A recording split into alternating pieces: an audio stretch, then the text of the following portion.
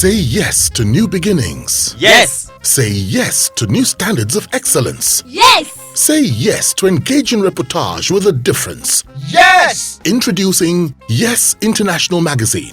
The time to say yes to your dreams and aspirations is here.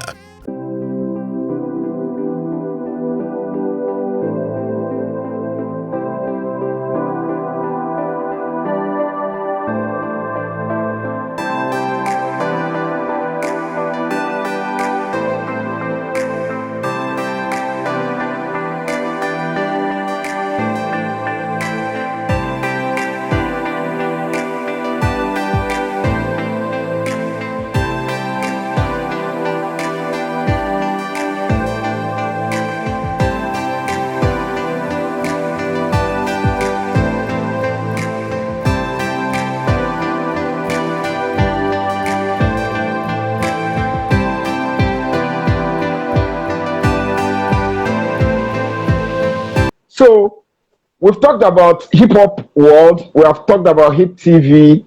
What gave rise or what gave birth to the Headies? The Headies.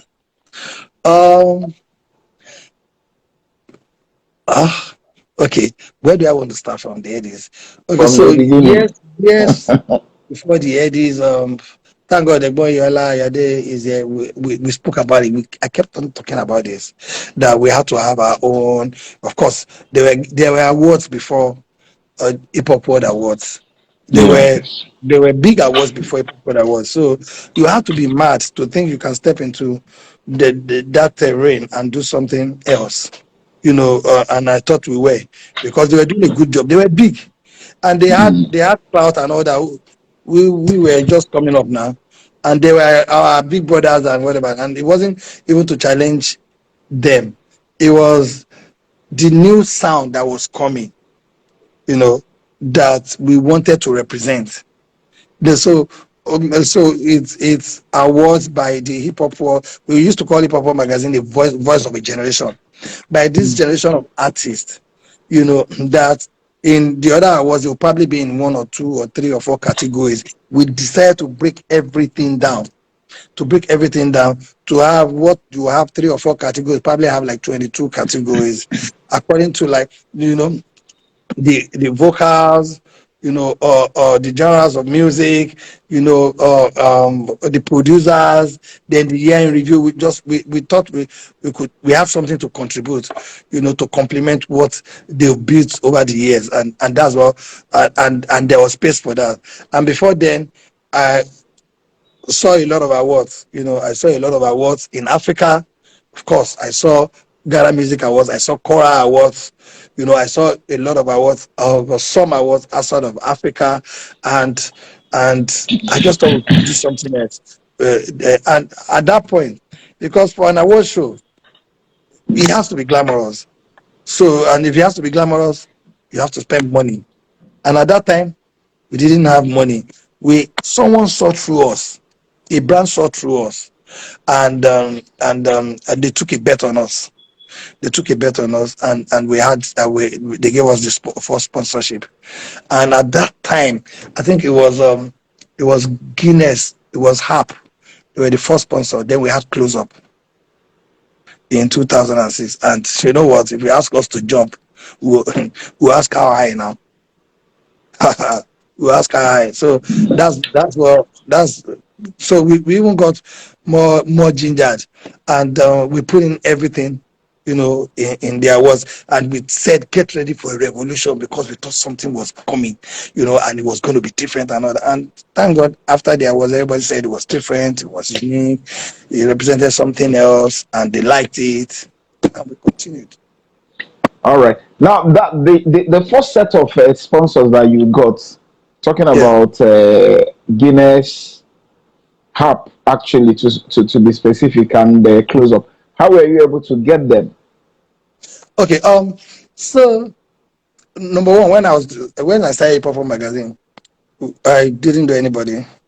I didn't know the clients. I didn't know them. So there were years I went to what's called number 16 Gerard Road, Paperton Place, Coca-Cola, to just stay at the reception, hoping that somebody will call a name inside and they'll say they're looking for the person, and I'll say I'm looking for the person. Are you on an appointment? I'll say no, hoping that the person will see me. So before then, after going for like months, I eventually met ORA Ojekere, who eventually sponsored Girls Night Out in 1999 with Sprite. So that was our first experience with sponsorship.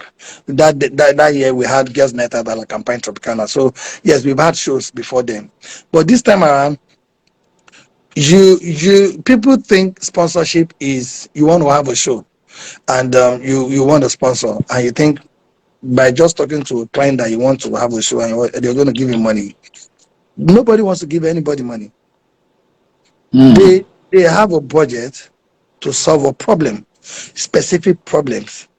And if what you're doing or what you're putting out or your events or your proposal, if they're convinced that will help them solve a problem or fix something, it can be brand affinity they are building, it can be visibility, it can be whatever, then now you're in business.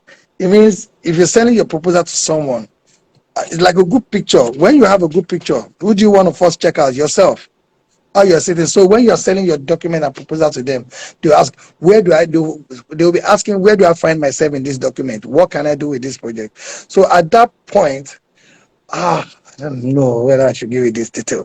Okay, so they wanted some brand association with celebrities, and they thought Hap was a very good beer.